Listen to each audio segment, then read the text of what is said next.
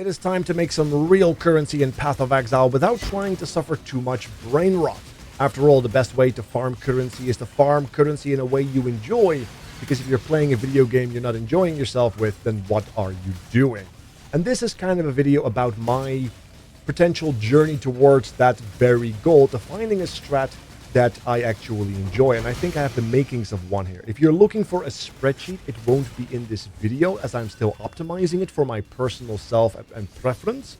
But yes, we will go over the Atlas tree, the scarabs, the map craft and such, so that we can kind of find ways to perhaps optimize it without losing the plot. But first, a little bit of perspective. In the past, I almost exclusively loved farming currency in the endgame through Vaal Temple farms. I've made lots of videos about this, and it was just such an exciting way to play the game.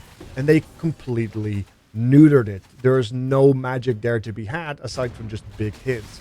So I've been trying to find a reasonable, modern interpretation of that same experience to try and recapture that magic so I don't suffer the brain rot while trying to farm currency for future builds or build upgrades. And I think I've got the makings of one here. This is a strategy that we did last league as well with Exiles, and we kind of adjusted it for the recent changes. The idea is very similar to Vaal Temple, right? We have a box, we can reopen the boxes, and we try to have as many boxes as possible. It's that simple. And instead of boxes, though, we are using humans. Then we are trying to get those humans to be very big, these giants, because they have more humans inside of them. And then possibly, if we're lucky, we get to resummon those humans with the ritual. So we can get multiple dips or double dips of massive loot explosions. And the loot we get is all over the place. It's very wide. We can get essences and currency. We can even get fractures and synth items and all kinds of wonderful things with a lot of potential for big hits. This may be a pro and con to some people, but I'm used to Vaal Temple farming, so you know it gets all over the place anyway. But yeah, you do see these continuous small loot explosions that can completely scale out of control.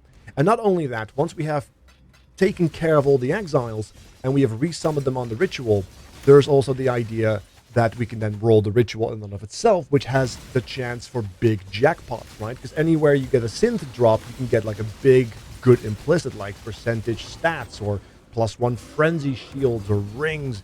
It gets really, really crazy. On top of that, the rituals have been updated a little bit with the recent patch. So there's like some more stuff in there that can actually be valuable, like the invitation to the boss fight sells for a pretty penny. It was selling for 60 to 70 chaos prior to this recording, so that's still a decent amount of currency too, and it happens semi-frequently. So you have this continuous source of like fluctuating income, as well as all these minor pieces you can sell in bulk for more consistent income. It's kind of the magic of this particular strategy.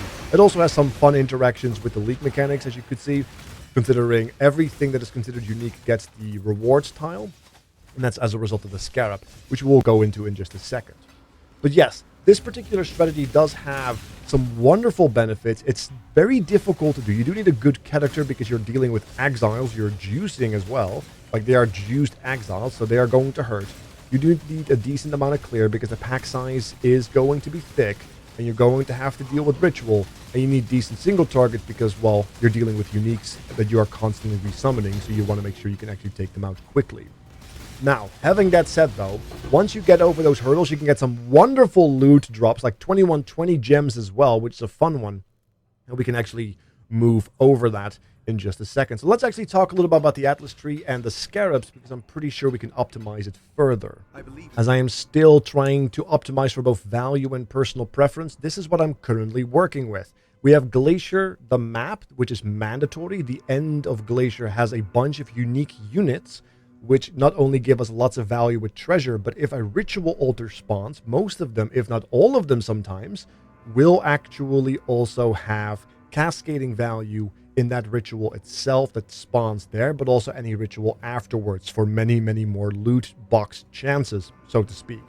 We're also trying to maximize the amount of exiles on the actual map with partnership, gigantification, as well as anarchy. It does seem that partnership might have a potential unintended or intended interaction with gigantification, because defeating a giant exile spawns another exile, which could possibly trigger partnership. I have seen some of the results here. They do seem promising, but I'm not sure if it was something else going on, so I have to look further into it, but that might be worth exploring further. And then last, it's a bit up to you. Right now I'm using double treasure, which does mean double additional rewards, but also double toughness, but also double the investment, because it is the most expensive scarab right now, last I checked. On top of that, we could also go for a double gigantification, which is pretty good, or perhaps just a double rogue exile, which is also pretty nice. It really depends on what is more valuable, what is expensive, what you have access to, and what might be the most optimal, because as I said, I am still working on it. On top of that, I'm using the blue altar because I don't like the red altar and the meteor flask stuff. But yes, you could also run red. It might be slightly more optimal, as well as Anarchy Mapcraft and the Atlas tree itself. Now, the Atlas tree is the second part where we possibly could find some optimizations. I'm not really happy with certain pieces, but let me walk you through it. We are picking up every single exile node on the Atlas. This is pretty much mandatory. We're also picking up pretty much every single ritual increased chance to have a 100% chance of ritual.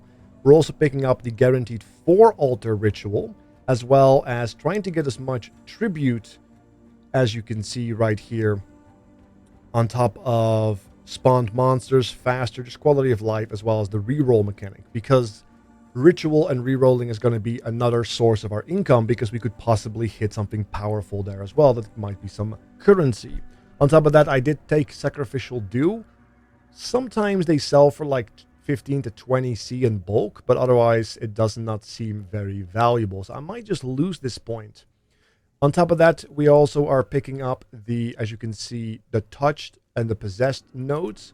The torment has some value because there's interaction with exiled will. On top of that, it does lend itself to more ground loot, which is nice. And the ghosts, if they have spawned in rituals, can also spawn again in future rituals afterwards. And since they are considered unique, the scarab works with them. Lots of interaction right there. Speaking of scarabs, we are picking up most of the scarab nodes, like amplified artifacts and remarkable relics, but mostly the most important one is significant troves, because we are summoning lots of uniques continuously, and they do drop lots of scarabs, which is very, very good. On top of that, we have taken the right side for the Eldritch Altar. As you can see, we're just maximizing that pack size as far as we possibly can. And that's pretty much it. It's self-explanatory, very simple. However, I'm not sure about this map stuff right here. I might rip this off. I was experimenting with the singular focus node because I hate sorting my maps out. So I might just rip off all this and see if I can maybe find a pathing that might be more favorable, so I can pick up skittering swarms maybe, or otherwise mounting modifiers, or just increasing the potential for good at least ground loot with such things as invasive adversaries, or maybe even chiseled perfection. There's like a lot of like optimization we can still do, but we kind of have to experiment with it. So yes, if you have any suggestions, by all means, let me know. But this is kind of the preliminary tree, and that will probably be changed in the future. I'm already thinking about just ripping out the middle part, as I just said. So yes, thank you all so much for listening to me talk about possibly a fun farming strat. Make sure to keep an eye out as I update it, because I will try to optimize it, because I want to have fun, and I also want to make currency while having fun. So yes, keep an eye out. Thank you so much for watching. Have a good night. Take care. And I am out.